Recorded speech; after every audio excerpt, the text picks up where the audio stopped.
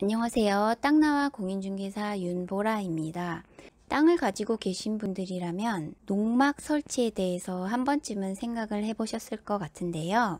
주말 농지로 쓰거나 혹은 논이나 밭으로 사용하면서 예쁜 농막 하나 놓고 별장처럼 쓰고 싶다 이런 생각이 들 정도로 시골에는 예쁜 농막이 많이 보입니다. 특히 2층으로 만들어 놓고 데크까지 해놔서 이게 농막인지 아니면 펜션인지 모를 정도로 예쁜 농막이 보여요. 그래서 농막이란 게 대체 무엇인지, 농막에서 거주하고 살아도 되는 건지 이런 여러 가지 궁금한 점들을 알아보았습니다. 일단 농막이란 농막 등의 범위를 보면 농작업에 직접 필요한 농자재 및 농기계 보관 또는 수확 농산물의 간이 처리나 농작업 중 일시 휴식을 위하여 농지에 설치하는 시설을 말합니다. 농막의 설치 기준과 크기를 보면 연면적이 20제곱미터 이하이고 약 6평 이내여야 합니다. 농업 중에 휴식을 취하거나 농기구나 농약 비료를 보관하는 것은 물론 간이 취사 정도도 가능하게 되고요. 다양한 농막의 종류가 있어서 별장이나 세컨하우스 개념으로 농막을 설치하고 면적이 크게 하는 경우가 있는데 이런 것들은 모두 불법이라는 사실입니다. 연면적 20제곱미터 이하의 크기를 해야 한다는 것을 반드시 확인해야 합니다. 일단 농막 신고를 할 때 농막 설치 전에 해당 지자체에 문의해서 설치가 가능한지 여부를 파악을 먼저 해야겠죠. 그리고 나서는 농막 설치가 가능하다고 하면 농막을 구입 제작하기 전에 시군구청에 가설물 축조 신고를 합니다. 신고 후에 일주일 후 가설물 신고 필증이 나옵니다. 수수료는 약 9,000원 정도입니다. 가설물 신고 필증을 받으면 제작 의뢰를 할 수가 있습니다. 반드시 축조 신고를 하고 신고 필증을 교부받은 다음에 농막을 설치하여야 합니다. 농막 신고할 때 제출 서류는 가설 건축물 신고서, 농막 배치도, 지적도, 농막 평면도 이런 거는 이제 농막 업체에서 준비를 해줍니다. 또 토지 등기부 등본, 본인 신분증이 필요합니다. 신고 기간은 약 일주일 소요되고요. 농막은 가설 건축물에 들어가기 때문에 3년이 되기 전에 농막 신고를 재연장을 하고 만일 더 이상 사용하지 않게 되는 경우는 한 달 이내에 농막을 철거하고 원상 회복을 하여야 합니다.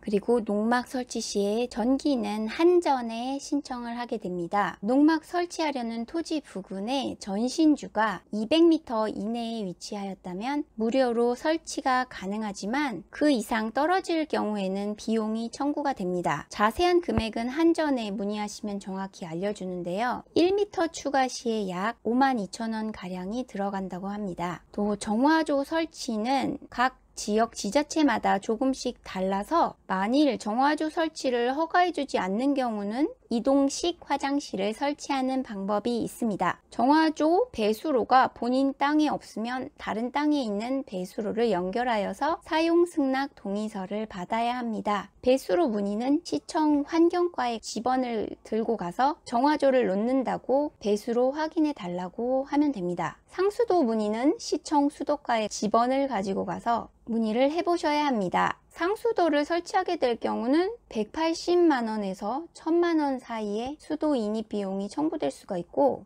위치상 상수도 인입이 불가능할 경우는 지하수를 파야 합니다. 이때 약 500만원 정도 더 깊게 이제 지하수를 파게 되면 700만원 이상까지도 비용이 나오게 됩니다. 그러면 농막 설치하기 전에 주의사항에 대해서 알아보겠습니다. 농막 설치가 가능한 지목이란 농막 허가 절차 및 설치 기준에 따르면 토지의 지목이 전답인 경우에만 농막을 설치할 수가 있습니다. 지목이 대지와 임야인 경우는 농막 설치를 할 수 없는데요. 임야는 임야관리사, 대지는 임시사무소라는 명칭으로 설치를 할 수 있습니다. 그럼 또 질문, 맹지나 그린벨트, 절대농지 같은 곳에 농막 설치가 되나요? 네, 가능합니다. 농막은 가설 건축물이기 때문에 건축법을 적용받지 않는다는 점을 알고 계신다면 농막 설치 기준만 참고를 하시면 됩니다. 맹지에도 이제 설치가 가능한데 도로가 없기 때문에 화물 차량이 진입이 가능한지 미리 체크를 해야 합니다. 그럼 다음 질문, 농막에서 1박을 해도 되나요?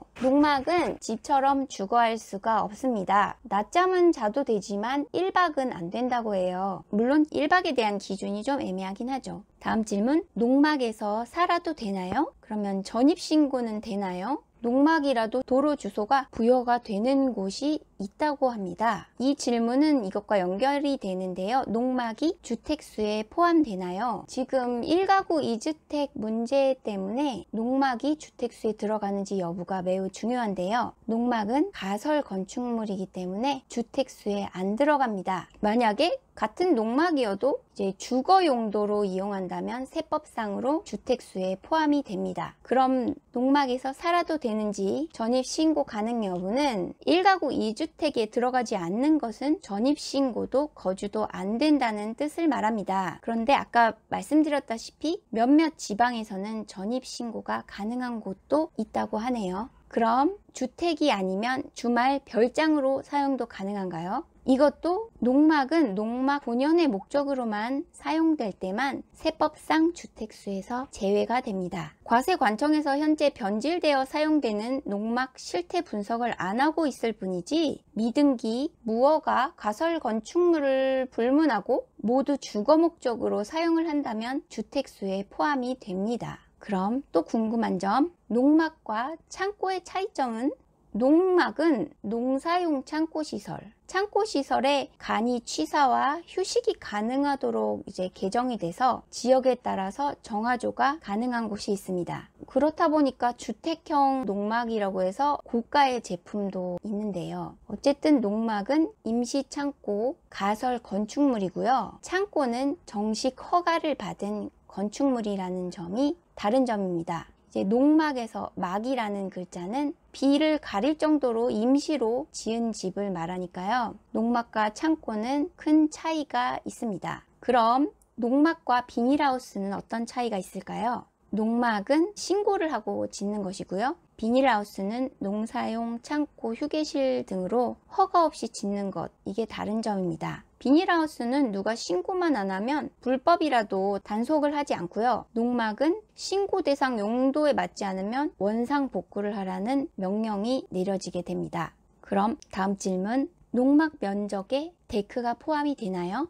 6평 이내에 데크와 진입로, 정화조 등 이런 것이 면적이 포함된다, 안 된다, 이것도 논란이 있는데요. 결론은 일반 농막 면적의 진입로, 바닥 콘크리트, 아스콘, 자갈 포장, 데크, 처마, 차양은 물론이고 화장실, 연못, 잔디 식재 등 농업용 외에 이런 시설 전체가 농막 면적에 포함이 됩니다. 20제곱미터를 넘기는 것은 아주 쉽겠죠.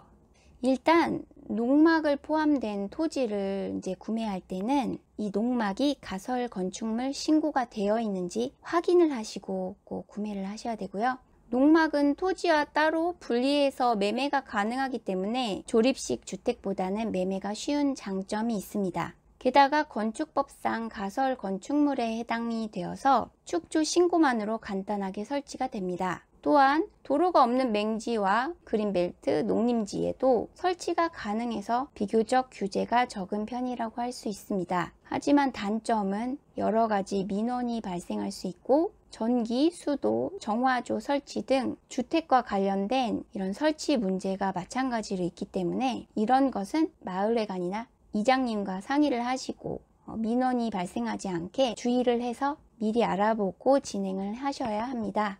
그러면 농막에 대해서 또 궁금하신 점이 있으시면 댓글을 남겨주시면 제가 아는 한도에서 성의껏 대답을 해드리겠습니다. 그러면 구독과 좋아요, 알림 설정까지 부탁드립니다.